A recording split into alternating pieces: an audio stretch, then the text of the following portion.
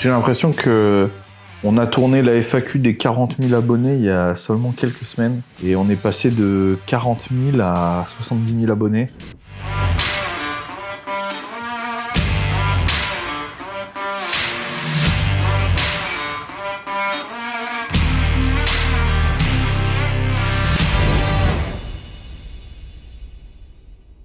Salut les gars, avant de démarrer cette petite FAQ, je voudrais vous rappeler que j'ai toujours des places disponibles en coaching. Vous êtes nombreux à me demander. J'ai 3 formules disponibles de coaching personnalisé à distance. C'est une programmation suivie sur plusieurs semaines pour tout type d'objectif. Vous avez aussi une formule qui est spécialisée dans le développé couché avec une analyse technique en vidéo de vos mouvements. Vous avez aussi le cours particulier qui lui se fait en présentiel, qui est un cours de placement et de technique au développé couché. Il y a également les stages si vous êtes un groupe ou une association ou une entreprise. C'est des stages à partir de 5 personnes qui sont sur une journée complète avec une conférence le matin et de la pratique l'après-midi. De toute façon, pour toute question, vous vous adressez à bench.cigars@outlook.com et on vous donnera toutes les infos. On est toujours aussi surpris en tout cas de l'engouement qu'il y a sur la chaîne et ça nous fait un plaisir incroyable. Moi, ça me fait tellement plaisir que les gens soient contents de ce qu'on fait. On a d'excellents retours. Les gens s'abonnent en masse, en continu. Peu importe ce qu'on fait, ça continue à arriver. Et je pense qu'il était temps pour tous les nouveaux, parce que mine de rien, on est passé de 40 000 à 70 000, donc on a quasiment doublé le nombre d'abonnés. Donc il y a énormément de gens qui sont nouveaux. Je pense que c'était sympa de faire un point et de répondre un petit peu aux questions des abonnés, parce qu'on n'a pas toujours l'occasion d'avoir des rapports comme ça. Il y a que sur les lives. On a sélectionné un certain nombre de questions, parce qu'on en a reçu des milliers. Et on va essayer d'y répondre le plus honnêtement possible. Ah, mon dernier tatou, ouais, je me suis fait tatouer Godefroy de Bouillon chez The Pirate Bay à Saint-Laurent-du-Var d'ailleurs. Allez-y, parce que c'est un mec qui a un talent exceptionnel. Il n'y a pas de partenariat sur cette vidéo ou quoi, mais je vous le dis, c'est un mec, vous voyez bien, hein, il m'a piqué. J'ai une peau très compliquée pour les tatouages et lui, il a vraiment réussi à me piquer, à faire un truc vraiment archi propre. Godefroy de Bouillon, c'est un des premiers croisés, c'est un des chefs de la première croisade, c'est le premier à avoir été nommé roi de Jérusalem et qui a refusé d'ailleurs qu'on l'appelle roi, donc qui a été appelé avoué du Saint-Sépulcre. Voilà, c'est un personnage vraiment iconique de la première croisade avec la croix des éteints latins d'Orient. Vous avez Jérusalem derrière, etc., la muraille, tout. Donc voilà, c'était très symbolique pour moi et puis j'ai encore plein d'autres projets sur ce bras parce que c'est un bras entièrement religieux que je me fais. Donc il y a encore pas mal de choses, j'y retourne là, ça se trouve d'ici que la vidéo est ressortie, je serai retourné pour remplir ici, et puis je vais travailler avec Fred sur pas mal de choses, on va recouvrir tout ça, là j'ai encore pas mal de place. Là, je viens d'une famille de catholiques, non pratiquants on va dire, de culture catholique. Je suis pratiquant, c'est moi qui ai fait j'étais baptisé, c'est moi qui ai voulu faire la suite, qui me suis inscrit dans la tradition vraiment catholique traditionnelle, puisque c'est la seule pour moi qui ait du sens. Je réfute entièrement l'église moderne. C'est difficile à dire. J'aime vraiment beaucoup le cinéma. J'y vais, sauf en ce moment dans cette période de fiotte où tout est fermé, mais sinon j'y vais toutes les semaines. J'ai la carte, je vais voir beaucoup de choses. Ouais, peut-être dans les dialogues de certains films, les films de Scorsese, etc., dans la façon de... en fait, c'est plus des choses dans lesquelles je me suis reconnu, plutôt que ça m'ait influencé. Je me suis plus reconnu dans la façon de parler, des fois dans le rapport qu'il y a entre certains personnages. Je pense que ça m'a conforté plus. Après, la culture des années 90 et les films très survirils comme Rambo, etc., qui ça, bien sûr, qu'en fait partie de mon adolescence. Évidemment, ouais, ça, je pense que ça m'a aussi donné des repères et des modèles, évidemment, comme le petit garçon que j'étais, quoi. Non. Non plus, non. Quand j'étais petit, j'avais très peur de l'avion. Alors, c'est marrant parce que... Maintenant, je le prends... c'est simple, depuis le 1er janvier, j'ai pris... là, on tourne, on est le combien ? On est le 2 février, 3 février ? Ouais. Non, 4, mais non, je suis con.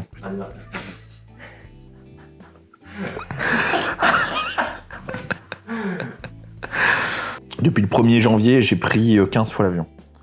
Voilà, pour les cours, les tournages et tout. 14 fois. Donc on va dire que maintenant, ça va. J'ai dépassé ça. Quand je vais aux États-Unis, je me tape 12 heures de vol. Donc c'est toujours désagréable, mais maintenant, je m'en fous, quoi. Mais quand j'étais plus petit, ça me faisait très peur, ouais. Je pense pas que j'ai de style favori. J'aime beaucoup la country, c'est vrai. Mais c'est plus dans les textes, la vibe, quoi, qu'est-ce que ça donne. J'aime beaucoup la chanson française, mais là, il faut vraiment que les textes me parlent. Donc, il y a de la chanson française vraiment que j'adore, qui sont pas forcément, qu'on n'imagine pas forcément que j'écoute, mais voilà. Moi, il y a des textes de Richard Anthony ou de Brel, de tout. Hein, ça c'est très vague, tu vois, de Cabrel, etc. que j'adore vraiment. Et puis j'écoute aussi du bon gros rock à l'ancienne, du métal quand je m'entraîne, du rap US. Voilà, je pense pas avoir de style favori, quoi. Mais je crois que j'ai une sensibilité musicale qui est quand même développée. Je pense pas trop à ça. J'espère père de famille, évidemment. Athlète accompli. Voilà, j'espère que j'aurai été au bout de mes objectifs. Une fois que j'aurai fait ça... Je sais pas, on verra. J'espère pas mourir trop vieux. Moi, que j'adore vraiment, il y en a plusieurs. La blonde de Galice, celle que j'ai faite à l'Europa avec Papacito, donc c'est de la blonde de Galice maturée 28 jours. Ça fait partie des viandes que je préfère, il faut qu'elle soit bien cuisinée. Certaines pièces de gibier très bien cuisinées, que j'ai eu l'occasion de manger aussi, d'autres sangliers, rôti au sirop d'érable, c'était délicieux, enfin des choses comme ça, des préparations un petit peu sympas. Sinon, j'aime beaucoup aussi, au Texas, j'ai eu l'occasion de manger des préparations vraiment de là-bas, très fumées. J'ai eu l'occasion de goûter des choses très bonnes. C'est difficile d'en choisir une, quoi. C'est presque obligatoire par rapport à ce que je suis. En fait, j'aime le cinéma, j'aime les grandes histoires, j'aime les épopées. Et en plus de ça, là, c'est une épopée intime, parce que c'est quelque chose de sanguin. Moi, je suis français depuis longtemps, donc je veux dire, c'est quelque chose qui m'est lié, c'est notre propre histoire et tout. Évidemment, ça me passionne. Je sais pas, je pense que c'est venu naturellement, en fait, en s'y intéressant, j'ai trouvé ça génial, de comprendre aussi, ça permet beaucoup de comprendre certaines choses, parce que on parle souvent de la guerre, des batailles et tout, évidemment, parce que nous, on est des mecs, on aime la baston, mais y a pas que ça, hein, moi, qui me passionne dans l'histoire de France. Hein. La politique, l'histoire de la politique en France, c'est hyper intéressant, l'évolution des mouvements comme ça, même tout, hein, artistiquement, c'est hyper intéressant, la place de la religion, des États pontificaux, leur rapport à la France, tout ça, c'est même l'Antiquité sur le sol, on va dire sur le territoire français, c'était pas encore la France, mais c'est hyper intéressant. Je sais pas, moi ça me passionne parce qu'en fait c'est un peu comme quand vous vous passionnez pour un univers, comme les gens qui sont passionnés d'Harry Potter, etc. C'est ça, plus le fait que ça vous raccroche à quelque chose de presque de vécu, en fait, de vécu par vos ancêtres et tout. Vous en comprenez plus sur vous-même, sur l'environnement qui vous entoure.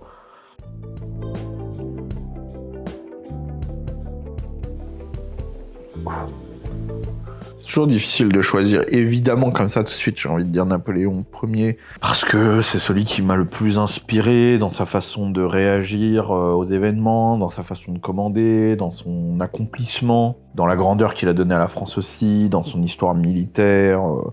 Mais préféré, je sais pas, il y a d'autres personnages illustres et des fois qui sont beaucoup moins renommés. Il y a des personnages qui peuvent vous inspirer comme Godefroy de Bouillon, qui sont extrêmement inspirants sur certains faits.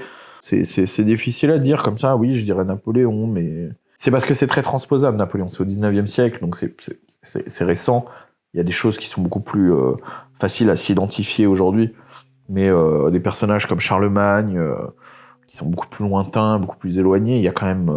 il y a une grandeur qui s'en dégage, un sens de la réflexion, les missi dominici, l'école de la noblesse, etc. Tout ça, c'est des choses qui sont très inspirantes. Hein. À chaque question, on me demande de choisir un truc précis dans des choses où il y a un milliard de trucs. Il y a des périodes que j'aime beaucoup. J'aime beaucoup la période de la Première Guerre mondiale. Et c'est pas un fait historique que j'aime le plus, parce qu'évidemment, ça a été terrible pour la France. J'aime juste l'univers qui se dégage, le rapport des soldats, etc. Voilà, j'aime cette période. J'aime la Belle Époque aussi. Donc la période avant-guerre, au moment de l'industrialisation et tout. C'est vrai que j'aime bien... la mentalité française de l'époque et tout, l'esthétique française de l'époque. Et puis il y a plein de choses, hein, la première croisade, c'est hyper... voilà, tout ça c'est des choses qui sont mais c'est des choses très martiales, évidemment. Hors de ça, non, c'est difficile à choisir, honnêtement. C'est difficile de choisir. Je suis pas un youtubeur histoire, hein, parce que je vois qu'il y a beaucoup de questions sur l'histoire, mais il faut demander ça à des youtubeurs qui sont vraiment calés sur le sujet. Hein. Moi, j'ai jamais fait de vidéo sur l'histoire de France. Après, ce que je peux vous conseiller, moi, je trouve que pour débuter, on me demande très souvent pour débuter, je trouve que pour débuter, les livres de Max Gallo sont très intéressants, parce qu'ils sont écrits avec un ton de roman. Voilà, ils sont romancés un petit peu, dans le bon sens du terme. Donc je trouve que c'est intéressant d'appréhender l'histoire comme ça, c'est facile pour commencer. Faut aller voir des spécialistes des sujets précis quand vous voulez pousser la chose, quoi. Voilà, sur l'histoire coloniale, moi par exemple, l'histoire coloniale m'intéresse beaucoup. Je trouve que les livres de Bernard Lugan, les études de Jacques Marseille, etc. sont extrêmement intéressantes. Ensuite, dans des trucs plus visuels, là vous avez la chaîne de Christopher Lann, donc il est sur sa chaîne perso, et j'en parle souvent, ou sur TV Liberté, la petite histoire de Christopher Lann, ça s'appelle, ce sont des petits faits comme ça, enfin des grands faits, mais je veux dire des petites vidéos de 5-10 minutes sur un fait, c'est très bien amené. Et si vous aimez son ton, sa façon d'expliquer, etc., il donne aussi des cours en ligne, des cours particuliers, faits à base de vidéos, de fiches de révision et tout. Ça peut être aussi, si vous n'êtes pas forcément hyper à l'aise avec la lecture, avec des gros bouquins et tout, c'est très facile et c'est très bien fait, très bien documenté. Bah, l'échec, c'est dur, hein, j'en ai déjà bouffé plusieurs, donc après quand vous avez une série, c'est difficile d'en sortir. Les blessures, tout ça, ça fait peur. Bon, pour le moment, ça se passe bien, même si j'ai eu des échecs et tout, ça va, je suis dans ma lancée. J'espère, là, cette année, pouvoir faire quelque chose de très correct. Donc, et continuer à évoluer comme ça. J'ai pas de peur particulière, mais c'est vrai que, voilà, il y a une appréhension face à l'échec, évidemment. Peut-être une compétition cet été, en Europe, du coup, parce qu'il y a toujours le Traveler Ban, j'ai pas pu partir aux États-Unis pour me préparer et tout, donc je ferai sûrement une compétition en Europe, compétition en Espagne avec la WRPF. Rien n'est sûr encore, mais je l'annoncerai si je participe, si je me sens prêt et tout. Ce sera déjà bien, et dans ce cas, on verra au moment de se préparer la barre qui est atteignable, mais j'espère quelque chose de gros quand même. Bah, j'ai répondu dans ma vidéo les 5 idées reçues sur le développé couché, qui est sorti il y a quelques semaines, donc je vous invite à aller voir, j'en parle justement là-dedans. Je sais pas, c'est marrant, c'est très drôle. Enfin, moi, ça me fait rire. C'est un peu une sorte de télénovelas pour garçons, quoi. Donc c'est drôle. Enfin, j'aime bien. Des gros athlètes, hein, évidemment, c'est très impressionnant ce qu'ils font et tout, mais après c'est marrant, tout le délire autour et tout. Après, je pense que les puristes du catch, je crois qu'ils aiment pas trop la tournure que ça a pris. C'est peut-être un peu trop américanisé. Je me rends pas compte parce que je suis pas un consommateur, mais ça me fait rire, moi, en tout cas. Des gros projets qui arrivent, notamment les projets Bad vs Wild, donc des grosses vidéos de chasse à l'approche, à l'étranger, des grands projets comme ça, de pêche extrême aussi et tout, donc des trucs en pleine nature très sympas. Continuer à faire un maximum de feats avec les gens que j'apprécie et pour faire des trucs rigolos. Toujours prendre des youtubeurs ou des mecs un peu connus dans un domaine puis leur faire autre chose que ce qu'ils font. Voilà, on a fait les saucisses avec Iron Quest, ce genre de truc j'aime bien, c'est-à-dire prendre un mec puis le faire autre chose et puis s'amuser, quoi. En fait, c'est une chaîne de copains, faut que ça reste une chaîne de copains, donc j'espère pouvoir faire des trucs de potes avec d'autres mecs comme ça, il y a des choses de prévues. Et en tout cas, ouais, on a de très beaux projets, plus on a de monde sur la chaîne, plus on a d'abonnés et de gens qui nous suivent, plus on a la possibilité de faire des grands projets, donc on continue à acheter du matériel, on veut toujours s'améliorer, toujours améliorer la qualité, le contenu, le fond et la forme. Donc en tout cas, ce qu'on peut vous promettre, c'est qu'on stagnera pas, on fera pas le même truc à vie comme ça, on continuera à essayer de faire des choses toujours plus grands, plus sympas, et voilà. Plus on aura de moyens, plus on en dépensera pour faire des trucs. En fait, j'ai pas envie de faire juste des goodies comme ça, histoire de se faire du fric. Donc, il y a des produits dérivés qui sortiront, mais je veux être sûr du truc, de la qualité, je veux avoir vraiment un truc chouette à proposer, parce qu'on m'en demande beaucoup, en fait. C'est toujours pareil, en fait, moi, je réagis un peu aux demandes des gens. Il y a beaucoup de gens qui me demandent, bon bah très bien, on va le faire dans ce cas, mais on veut faire un truc bien. Ultime, c'est-à-dire celui où si on pouvait inviter n'importe qui, hop on le téléporte et il est là pour repas de senior, bah je pense que ouais, il y a Gérard Depardieu parce qu'il colle au truc. Et sinon des trucs de ouf, ce serait Donald Trump, des mecs comme ça, mais c'est impossible, des mecs impossibles à avoir, mais c'est drôle, tu vois. Sinon ouais, dans les invités possibles, entre guillemets possibles, Gérard Depardieu, ce serait fou. Ça serait fou. Jean Lassalle, ça serait incroyable. Après, il y a des gens que j'ai envie d'avoir, mais pas spécialement pour des repas de senior. Moi, les repas de senior, je les garde vraiment pour un certain type de personnes. Des fois, on me propose des gens, viens vite, machin, pour un repas de senior. C'est pas du tout des mecs qui collent pour faire un repas de senior, vous voyez. Donc, j'ai envie de leur faire autre chose aussi. Donc, il y a des invités vraiment incroyables. Je préfère pas spoiler ou quoi, qu'on leur fera faire d'autres trucs. Papacito, la muscu, c'est pas son truc. Papacito, c'est un boxeur. C'est un bon boxeur qui a fait pas mal de combats en amateur, qui est instructeur de boxe.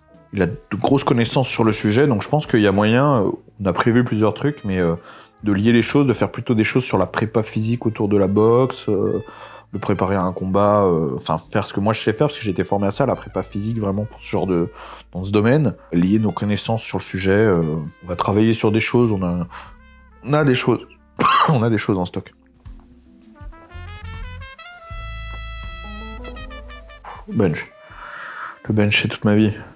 Ouais, pour y être né, évidemment la France, parce que notre histoire, notre puissance, notre esthétique, notre culture est immensément plus grande, immensément plus riche et plus profonde. Et pour y vivre actuellement, le Texas, c'est beaucoup plus sympa. Ouais. Mais ta mère a dit non, parce qu'elle préfère quand on est que tous les deux. Donc, on va demander à ta sœur. Oh, j'en ai des dizaines. Alors, je voulais faire une vidéo là-dessus avec 2 anciens collègues, nos meilleures anecdotes de videur, parce qu'il y a des choses pas drôles du tout, vraiment, mais il y a des choses très drôles. Il y a des choses très drôles. Moi, j'ai été videur plusieurs années, presque 8 ans, à Paris, en banlieue. La Cour des Miracles, on a appelé ça la Cour des Miracles, et en plus, on bossait en bas de Notre-Dame, donc ça correspondait bien. Oui, il y a des choses très drôles, il y a des mecs... il y a des trucs très drôles, mais là, on sortir une comme ça, je préfère garder les choses pour si on fait la vidéo. Ouais. Mais c'est important.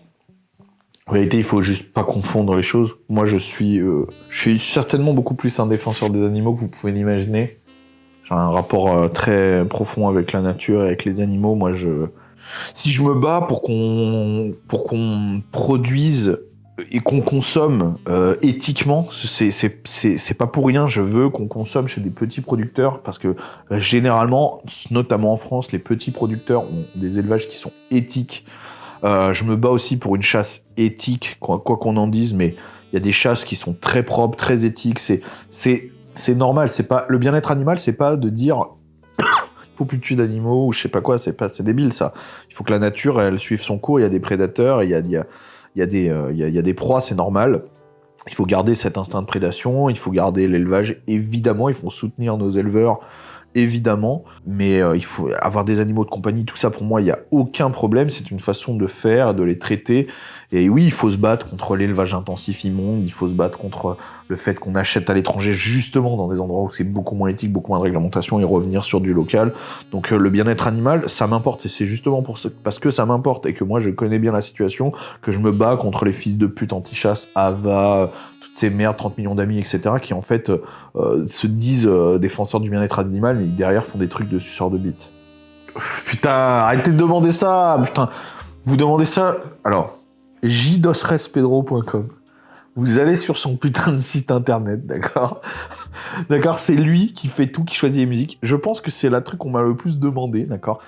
Harcelez-le lui. Moi, je ne sais même pas comment elle s'appelle, cette putain de musique. J'en sais rien. Donc demandez-lui, envoyez des messages sur Instagram. On va vous mettre son Instagram et il va pas vouloir le mettre au montage. Donc vous tapez jdosrespedro, vous allez le trouver, il est dans mes abonnés, ok? Écrivez-lui des dizaines de messages. Allez-y, spammez-le. Encore une fois, je vous remercie tous. Je sais que ça fait cliché comme ça et tout, mais j'ai une vraie affection pour ma communauté parce que vous m'apportez énormément. Vous avez littéralement changé ma vie depuis que la chaîne existe. J'ai complètement changé de cadre de vie, etc., d'activité. Je fais plus le planton devant une boîte pendant 8 heures dans le froid, tu vois. Je galère plus à finir les mois, etc. J'ai repris aussi espoir dans notre génération, dans les générations d'en dessous. Il y a plein de mecs de 18 ans qui m'écrivent et tout, qui sont vraiment des mecs géniaux. Donc... continuez, s'il vous plaît, continuez. Nous, on continuera en tout cas. Merci à tous. Tout ce que vous faites, que ce soit nous soutenir en vous abonnant, envoyer des messages sur les réseaux, les soutiens pendant les lives, etc. Tout ça me touche énormément. Je prends la mesure de ce que ça représente, en vérité. Je prends rien comme acquis. Donc 70 000 abonnés, c'est quelque chose qu'on n'imaginait même pas possible quand on a créé la chaîne. On a vraiment créé en se disant si on a 10 000 abonnés, ce serait génial. Donc merci à tous, merci du fond du cœur et on continuera à être une communauté comme ça et à être unis parce que c'est aussi ce qui nous définit et ce qui nous différencie des autres. Merci d'avoir regardé la vidéo. Si t'aimes ce que je fais et que tu veux soutenir Bench & Cigars, alors abonne-toi et mets un like sous la vidéo. Pour toutes les demandes de coaching et de conférences, c'est sur bench.cigars@outlook.com. Et si tu veux suivre mon actualité sportive, c'est sur mon Twitter et mon Instagram. À jeudi prochain.